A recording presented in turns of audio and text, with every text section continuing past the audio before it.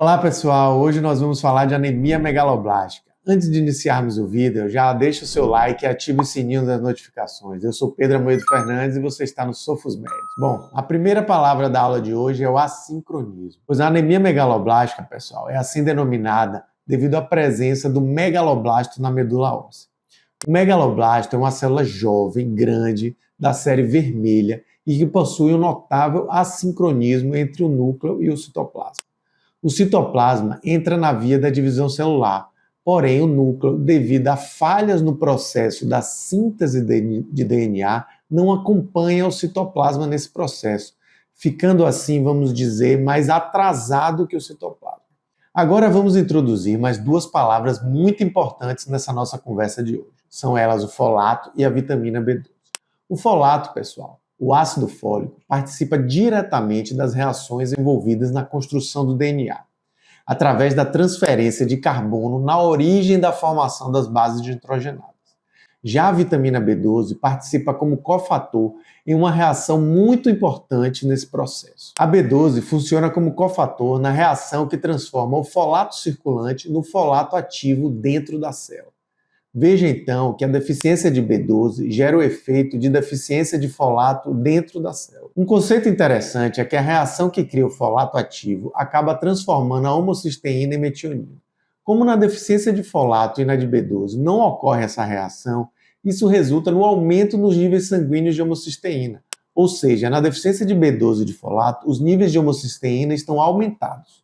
Fazendo um parêntese aqui, pessoal. A B12 também é cofator de uma outra reação que transforma o metilmalonil em succinil, substância importante para o sistema nervoso central. Logo, a deficiência de B12 leva ao aumento do ácido metilmalônico. Essa informação pode ser usada para fins diagnósticos de deficiência de B12, pois o aumento do ácido metilmalônico estará aumentado na deficiência de B12 e não na deficiência de folato. E outra coisa é que a não formação da succinil pode levar a impactos neurológicos.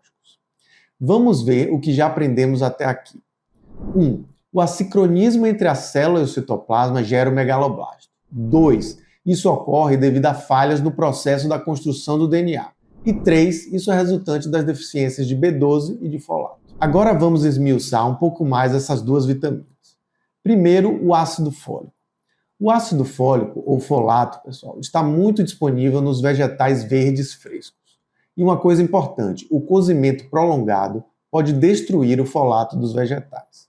O folato é absorvido no duodeno e jejum proximal, e o organismo só consegue fazer um pequeno estoque dessa vitamina. A deficiência de folato pode ser por uma dieta inadequada ou por uma doença intestinal que leva à má absorção dessa vitamina. Importante vocês lembrarem que o local de absorção do folato é semelhante ao local de absorção do ferro. Logo, uma doença intestinal pode acabar levando a uma deficiência conjugada. Agora vamos falar da vitamina B12. A vitamina B12 é encontrada nos alimentos de origem animal. A necessidade diária é pequena, logo o estoque de B12 no organismo dura anos. Então a deficiência de B12 tem como causa principal a má absorção, pois para ser devido a uma dieta inadequada, teriam que ser muitos anos de uma dieta muito restrita de alimentos de origem animal. A absorção da B12 é mais complexa que a do ácido fólico. Para que ocorra uma absorção adequada da B12, é importante a ação do ácido gástrico e a presença de uma glicoproteína que serve de guia para a B12, que é o fator intrínseco, que é produzido pelas células parietais do estômago. A B12 é absorvida no íleo distal. Vamos fazer mais uma pausa agora para organizarmos o nosso raciocínio. Até aqui, nós vimos que na anemia megaloblástica ocorre um assincronismo do núcleo com o citoplasma de células da medula óssea, e que as principais causas são deficiência de ácido fólico e B12. De acordo com o que conversamos sobre essas vitaminas, podemos ver que as causas de deficiência de ácido fólico são dietas pobres em vegetais verdes frescos e doenças intestinais que acometem o duodeno e jejum proximal, como a doença celíaca. Já a deficiência de B12 é causada principalmente por condições que impactem na ação do ácido gástrico, como a cirurgia de gastrectomia, ou a produção inadequada do fator intrínseco, que ocorre na anemia perniciosa. A anemia perniciosa é causada pelo surgimento de autoanticorpos contra as células parietais do estômago e ou autoanticorpos contra o fator intrínseco. Os anticorpos que podem ser dosados para o diagnóstico. A anemia perniciosa resulta numa gastrite atrófica de corpo e fundo gástrico e pode vir associada a outras doenças autoimunes. Outra coisa importante, pessoal, é que na anemia perniciosa tem uma relação com o câncer gástrico e, por isso, alguns especialistas indicam a realização de endoscopia digestiva alta logo no diagnóstico e se os pacientes desenvolverem sintomas gástricos ao longo do tempo. Beleza, agora vamos ver como é feito o diagnóstico da anemia megaloblástica. Pessoal, tudo começa com o reconhecimento de 4 situações. 1. Identificação de fatores de risco que podem gerar deficiência de B12 e ou folato, como a cirurgia de gastrectomia ou uma dieta pobre em vegetais frescos. 2. Paciente com anemia macrocítica com reticulócitos baixos. 3. Paciente com pancitopenia leve. 4. Paciente com sintomas neuropsiquiátricos sem uma causa aparente.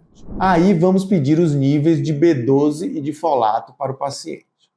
Se a B12 der menor que 200 e o ácido fólico menor que 2, está feito o diagnóstico.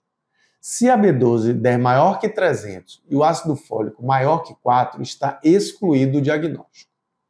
O problema é se a B12 der entre 200 e 300 e o ácido fólico entre 2 e 4. Aí você vai precisar lançar mão de exames como a homocisteína, que estará aumentada na deficiência de folato e de B12, e os níveis do ácido metilmalônico, aumentados somente na deficiência de vitamina B12. Uma outra opção é o teste terapêutico, que deve ser feito com cautela, pois a reposição em altas doses de maneira equivocada de qualquer uma das duas vitaminas pode ser prejudicial. Logo, no teste terapêutico, primeiro se faz a reposição de B12 em baixas doses. E aí se reavalia os exames em 2 a 4 semanas e depois faz o teste terapêutico com reposição de baixas doses de ácido fólico. Bom, mas esquecendo o teste terapêutico, uma vez feito o diagnóstico concreto, juntando a história clínica e os exames complementares, partimos para o tratamento. A reposição de ácido fólico é feita de forma oral, na dose de 1 a 5 mg por dia. Isso pode ser feito de 1 a 4 meses, com a monitorização dos exames por pelo menos 1 a 2 vezes ao ano. Já a reposição de B12, você pode optar em fazer intramuscular, em casos de sintomas graves, na dose de 1.000 microgramas 3 vezes por semana, na primeira semana, depois 1 vez por semana por 3 semanas e depois a cada 1 a 3 meses.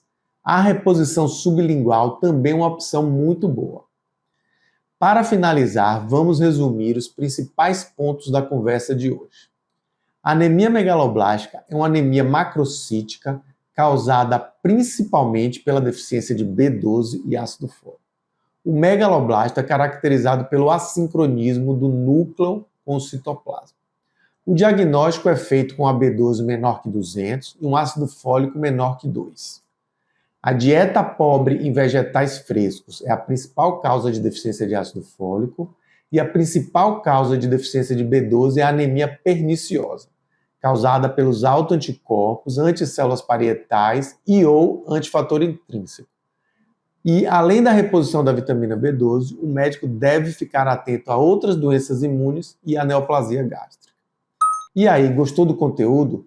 Já compartilha aí com seus conhecidos para que mais gente venha fazer parte do SofosMed. Forte abraço e até a próxima.